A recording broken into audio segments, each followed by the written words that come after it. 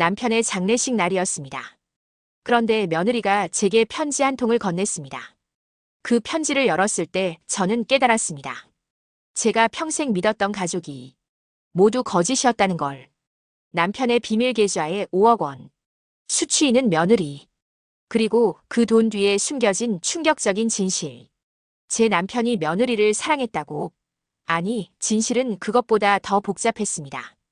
이것은 한 여인이 70평생 끝에 마주한 배신과 용서, 그리고 자유에 관한 이야기입니다. 서울의 한 장례식장, 10월에 차가운 비가 내리고 있었습니다. 검은 상복 속에서 나는 홀로 서 있었습니다. 남편 정수의 영정 앞에는 국화꽃이 가득했습니다. 40년을 함께 산 남자, 이제 차가운 액자 속 사진으로만 남았습니다. 조문객들이 하나둘 돌아가고 장례식장은 점점 한산해졌습니다. 그때 검은 원피스를 입은 여자가 천천히 절을 하고 있었습니다. 내 며느리 유진이었습니다. 하지만 뭔가 이상했습니다. 그녀의 눈빛은 슬픔이 아니라 무언가 두려움과 죄책감으로 젖어 있었습니다. 손은 미세하게 떨리고 있었고 시선은 계속 영정과 나를 오갔습니다. 어머니, 드릴 말씀이 있어요. 그녀의 목소리는 떨렸습니다. 손에는 하얀 봉투 하나가 들려 있었습니다. 봉투는 구겨져 있었고 오래된 듯 누렇게 변색되어 있었습니다. 이게 뭐니? 아버님께서 제게 맡기신 겁니다. 돌아가시면 어머니께 드리라고. 그 안에 담긴 건 남편의 마지막 편지였습니다. 그리고 그 편지는 제 인생을 완전히 무너뜨렸습니다. 하지만 그날 저는 몰랐습니다. 이 편지가 시작일 뿐이라는 걸. 진짜 충격은 그 뒤에 숨어 있었습니다. 나는 평생을 아내이자 어머니로만 살았습니다. 22의 중매로 만난 남편과 결혼해서 어느덧 40년이 흘렀습니다. 남편 정수는 건설업을 하며 외벌이를 했고 나는 뒤에서 묵묵히 가족을 지켰습니다. 아침 5시면 일어나 밥을 짓고 아이들 도시락을 싸고 남편의 작업복을 빨았습니다. 그렇게 하루하루가 지나갔습니다. 남편은 과묵한 사람이었습니다. 수고했어 한마디도 없이 밥상 앞에 앉아 묵묵히 숟가락을 들었죠. 하지만 그게 당연한 줄 알았습니다. 그 시절 남자들은 다 그랬으니까요. 나는 불평 한마디 없이 살림을 꾸려갔습니다. 두 아들을 키우고 큰아들이 결혼할 때까지 온 정성을 쏟았습니다. 그리고 며느리 유진이 우리 집에 들어왔습니다. 처음 본 날 그녀는 수줍게 웃으며 인사했습니다. 어머니 잘 부탁드립니다. 하얀 피부에 가녀린 몸매, 그녀는 참 얌전해 보였습니다. 나는 속으로 안도했습니다. 착한 며느리를 만났구나 싶었죠.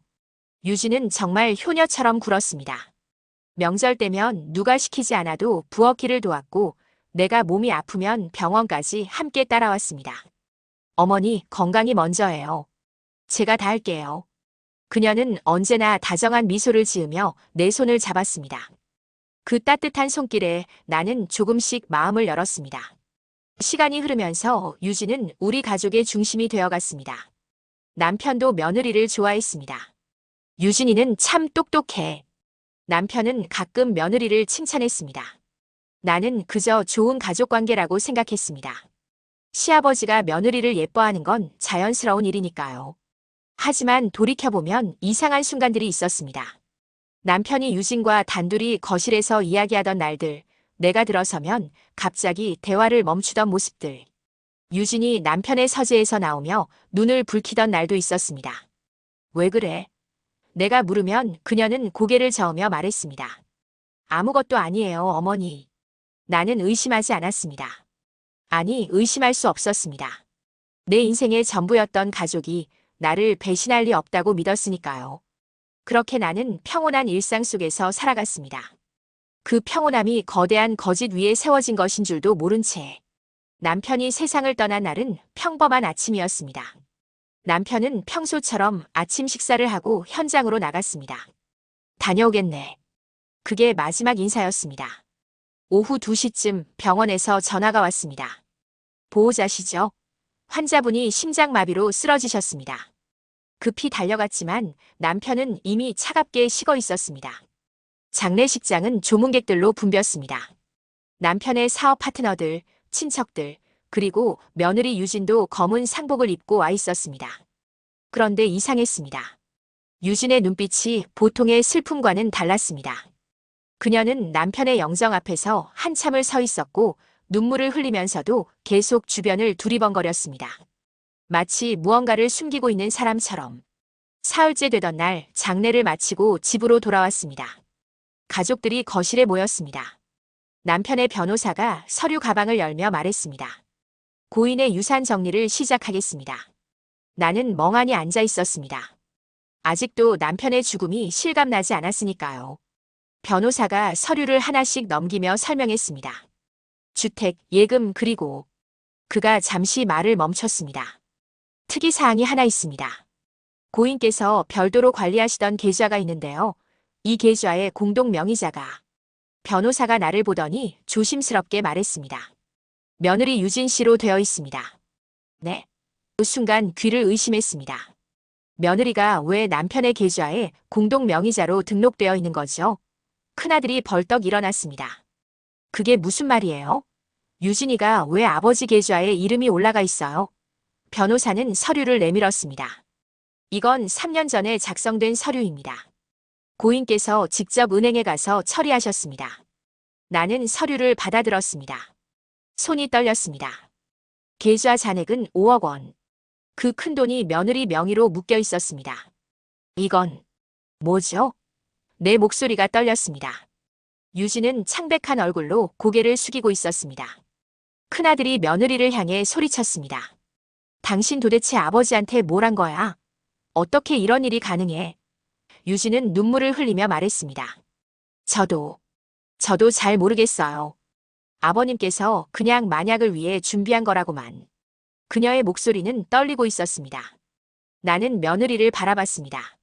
그제야 장례식장에서 보였던 그 불안한 눈빛이 이해되기 시작했습니다. 그녀는 이미 알고 있었던 겁니다. 이 비밀을, 이 충격적인 진실을. 거실은 순식간에 아수라장이 되었습니다. 가족들의 고함 소리, 며느리의 흐느낌, 그리고 내 머릿속을 채운 하나의 의문. 당신은 도대체 누구였나요, 여보? 그날 밤 집안은 무거운 침묵에 휩싸였습니다. 큰아들은 분노를 사귀지 못하고 밖으로 나가버렸고 며느리 유진은 방 안에 틀어박혀 나오지 않았습니다. 나는 홀로 거실에 앉아 남편의 영정을 바라봤습니다. 당신 나한테 할 말이 있는 거 아니에요? 사진 속 남편은 무표정하게 나를 내려다볼 뿐이었습니다. 새벽 2시쯤 며느리 방에서 희미한 불빛이 새어나왔습니다. 나는 조심스럽게 문을 두드렸습니다. 유진아, 나야. 한참을 기다리자 문이 천천히 열렸습니다. 유진의 얼굴은 눈물로 범벅이 되어 있었습니다. 어머니. 그녀는 무릎을 꿇고 내 앞에 주저앉았습니다. 그 돈 설명 좀 해봐. 나는 최대한 차분하게 말했습니다. 유진은 한참을 울다가 떨리는 목소리로 입을 열었습니다.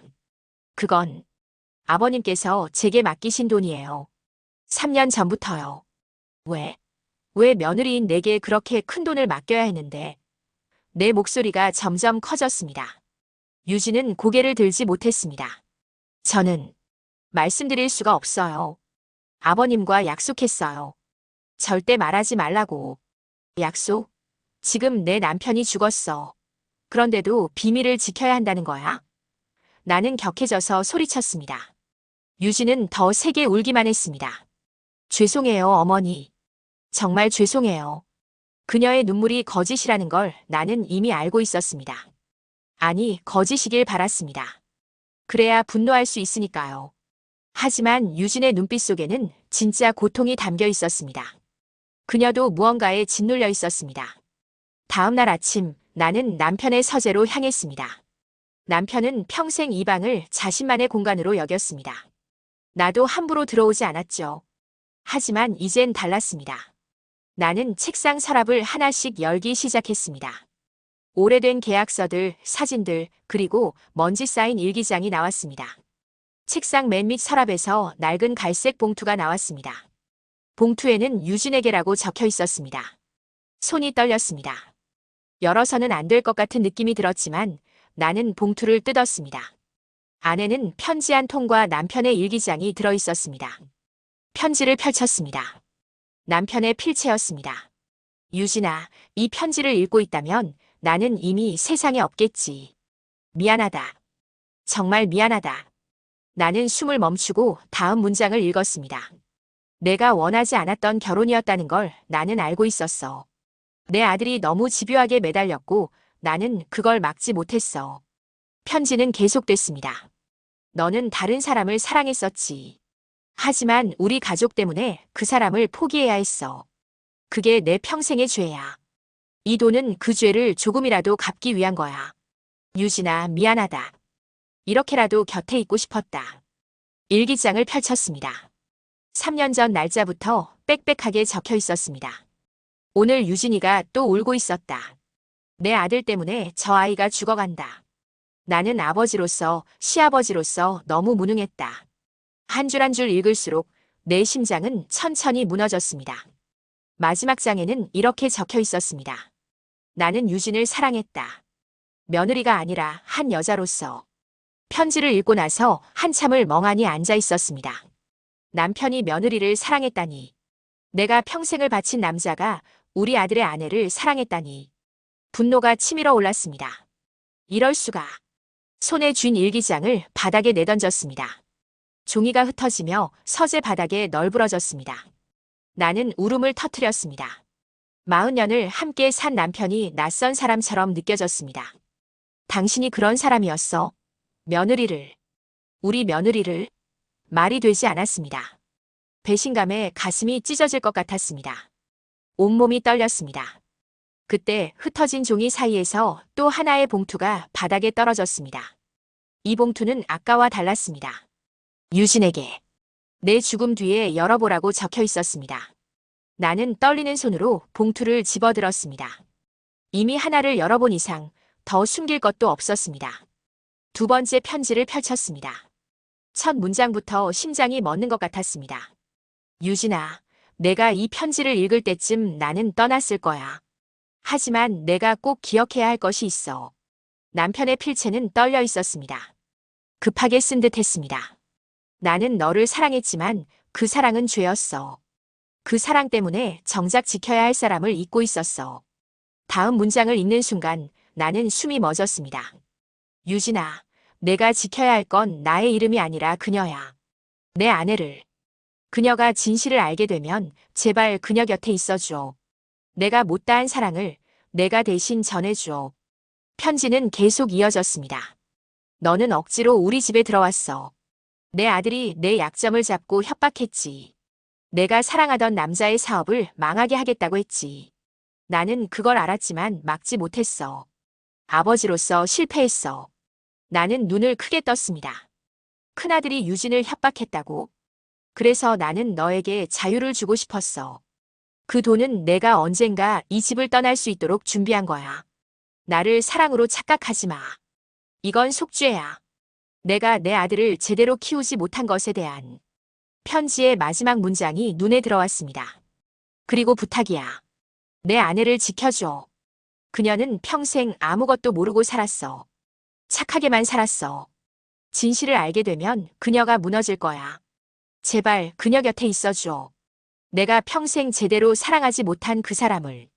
나는 편지를 가슴에 안고 주저앉았습니다. 모든 것이 뒤바뀌었습니다. 남편은 며느리와 불륜 관계가 아니었습니다.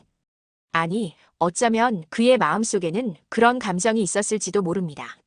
하지만 그는 그것이 죄라는 걸 알았습니다. 그리고 진짜 지켜야 할 사람이 누구인지도 알고 있었습니다. 며느리 유진은 피해자였습니다. 우리 아들에게 협박당해 이 집에 들어온.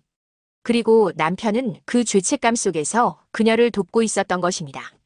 자신의 감정을 속죄의 방법으로 승화시키면서 나는 천천히 일어났습니다. 흩어진 편지와 일기장을 주었습니다. 그리고 며느리 방으로 향했습니다. 이제 진실을 마주할 시간이었습니다. 남편이 남긴 마지막 부탁을 들어줄 시간이었습니다. 다음 날 아침 가족 회의가 열렸습니다. 큰아들이 급하게 소집한 자리였습니다.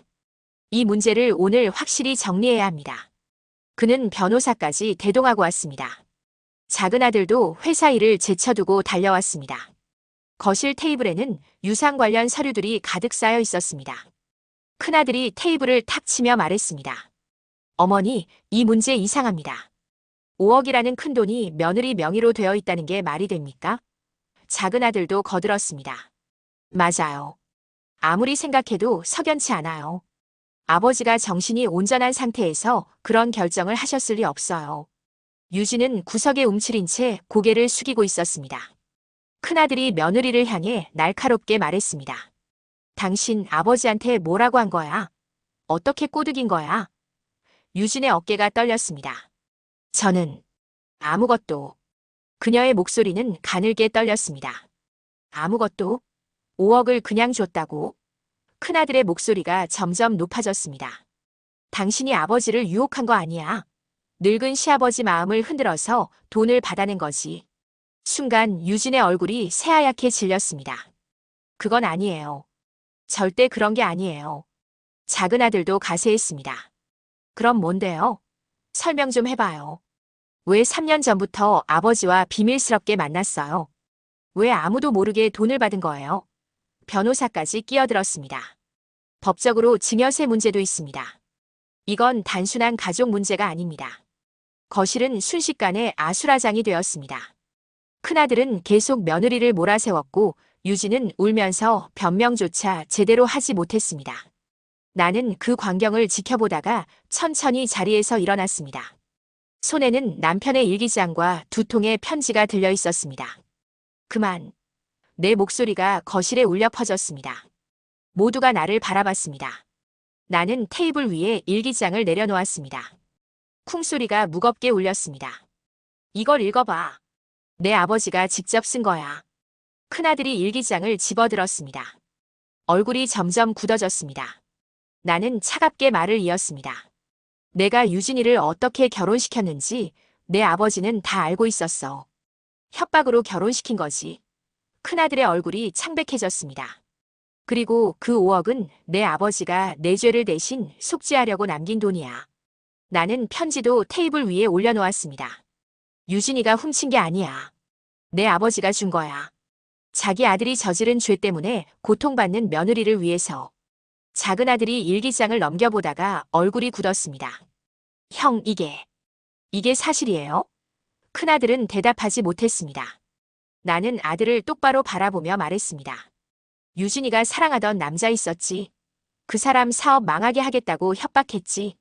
큰아들이 입술을 깨물었습니다. 그건 제가 너무 유진이를 좋아해서. 좋아한다고 협박해. 그게 사랑이야? 내 목소리가 떨렸습니다. 내 아버지는 그게 얼마나 큰 죄인지 알았어.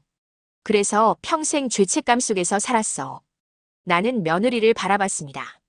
유진아, 이제 그만 숨어. 진실을 말해. 유진은 눈물을 흘리며 고개를 들었습니다. 저는 정말 사랑하는 사람이 있었어요. 하지만 오빠가 그 사람을 위협했어요. 그래서 어쩔 수 없이. 그녀의 목소리가 끊겼습니다. 나는 아들들을 향해 마지막으로 말했습니다. 이 돈은 내 돈이 아니야. 너희가 감히 입에 올릴 자격도 없어. 이건 내 아버지의 마지막 양심이야. 그날 이후 집안 분위기는 완전히 바뀌었습니다.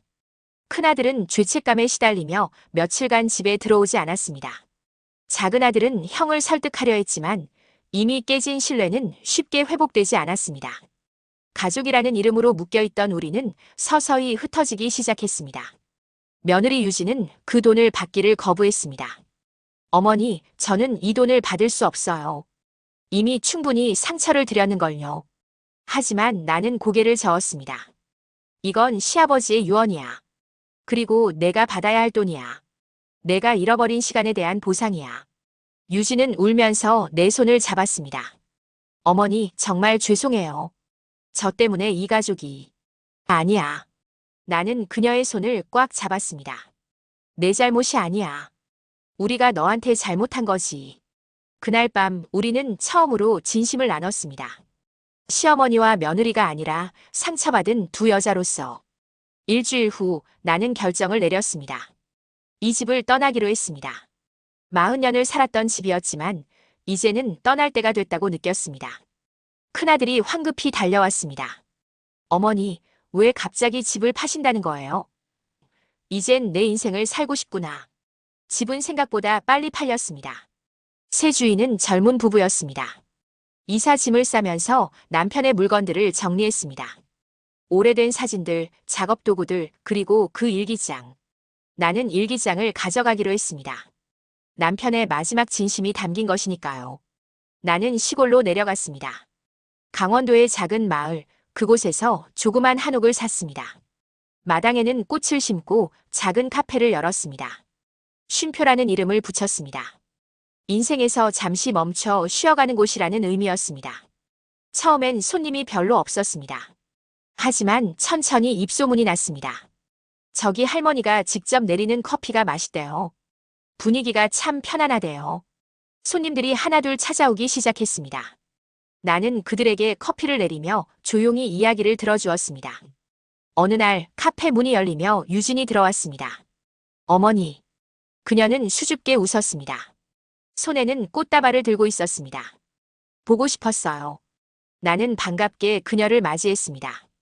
어서 와. 커피 한 잔 할래?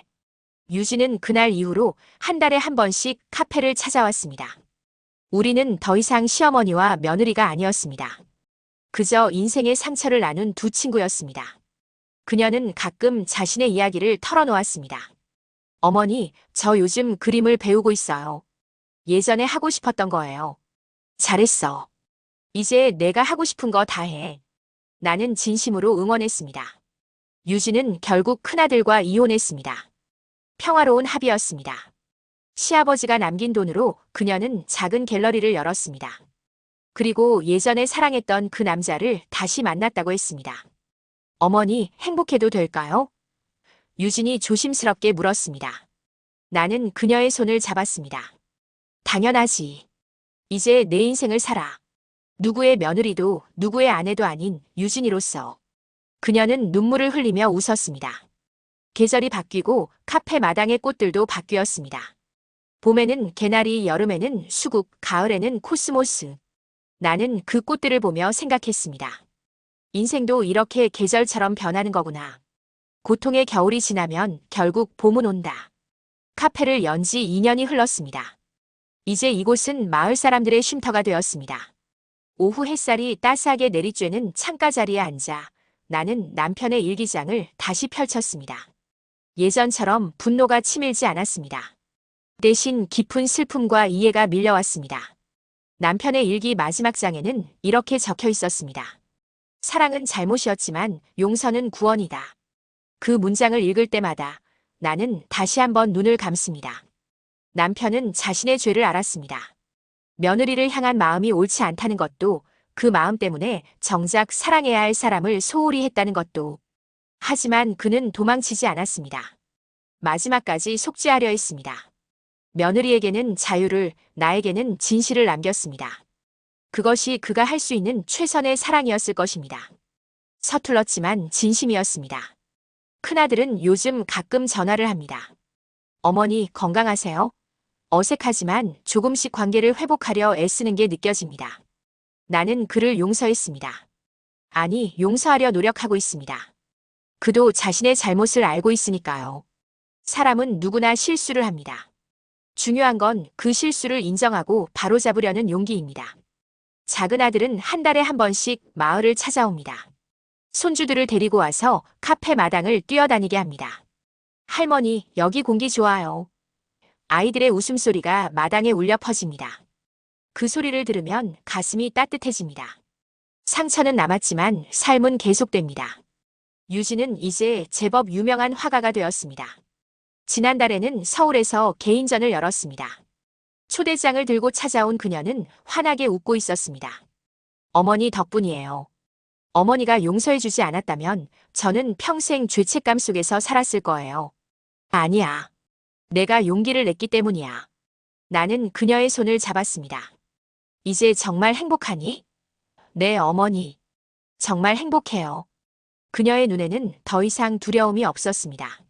자유로운 영혼의 빛이 빛나고 있었습니다. 그날 밤 나는 마당에 나가 별을 바라봤습니다. 남편이 살아있다면 뭐라고 했을까요? 여보, 나 잘 살고 있어요. 이제 당신 없이도 괜찮아요. 바람이 살랑 불어왔습니다. 마치 남편의 대답 같았습니다. 그래, 잘했어. 고마워. 사람의 죄는 시간이 씻지 못합니다. 하지만 진심은 남습니다. 남편의 죄책감도 며느리의 고통도 그리고 내 배신감도 모두 진짜였습니다. 하지만 우리는 그 진심을 마주했습니다. 도망치지 않고 숨기지 않고 정직하게. 그리고 용서했습니다. 남편을, 며느리를, 아들을, 그리고 무엇보다 나 자신을. 완벽한 아내가 되지 못한 것도, 완벽한 어머니가 되지 못한 것도 용서했습니다. 그제야 자유로워졌습니다. 이제 나는 진정한 내 인생을 살고 있습니다. 누군가의 아내도 누군가의 어머니도 아닌 나로서 70평생을 살아오며 처음으로 찾은 나 자신입니다. 늦었지만 아직 늦지 않았습니다. 카페 간판에 적힌 쉼표라는 글자를 바라봅니다. 인생은 쉼표의 연속입니다. 고통 뒤에 쉼표, 배신 뒤에 쉼표, 용서 뒤에 쉼표. 그리고 그 쉼표 뒤에는 새로운 문장이 시작됩니다. 내 인생의 새로운 문장은 이렇게 시작됩니다. 나는 이제 자유롭다. 배신의 끝에는 항상 진실이 있습니다. 그 진실은 때로 고통스럽지만 우리를 자유롭게 합니다. 그리고 그 진실의 끝에는 용서가 있습니다. 용서는 상대를 위한 것이 아니라 나 자신을 위한 것입니다. 가족이라는 이름으로 서로를 묶어두지 마세요. 진짜 가족은 이름이 아니라 진심으로 연결됩니다. 그리고 때로는 떠나는 것이, 놓아주는 것이 진짜 사랑입니다. 당신의 인생에 쉼표를 찍으세요. 그리고 새로운 문장을 시작하세요. 아직 늦지 않았습니다. 인생은 마침표를 찍기 전까지 계속됩니다. 인생은 용서로 완성되고 자유로 꽃핍니다.